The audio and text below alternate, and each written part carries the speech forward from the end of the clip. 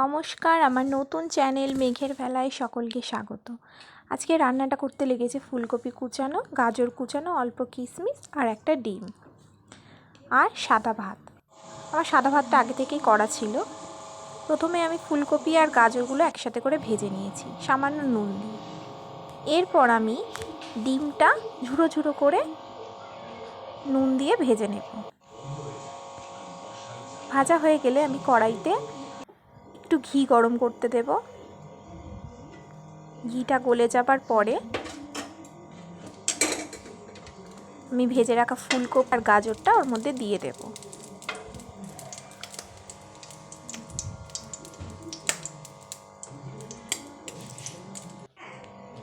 ঘিটা গলে গেছে, এরপর আমি ভেজে রাখা গাজর, ফুলকপি আর ডিমটা দিয়ে দিচ্ছি।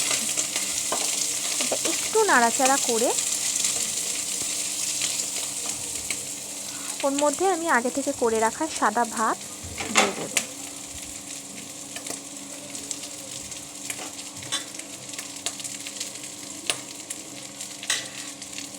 শীতকালে কিন্তু ভাত ভাজা খেতে কিন্তু সুন্দর লাগে, আর আমার ছেলের খাওয়া নিয়ে এত বায়না, ওর জন্যই করা, তাই ভাবলাম সবার সাথেই শেয়ার করি।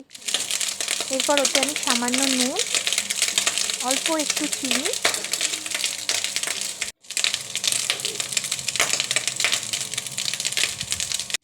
আর একটু গোলমরিচের গুঁড়ো দিয়ে দিই।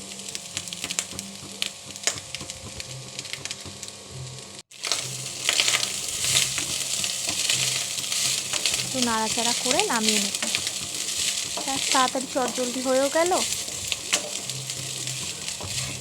আর আমার ছেলের ভাতটাও খাওয়া হলো,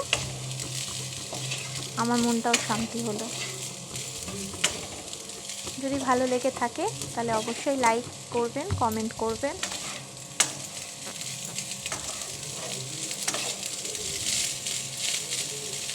আমার কিন্তু ভাতটা ভাজা হয়ে গেছে আমার ভাতটা ভাজা করা, এবার নামিয়ে নিই।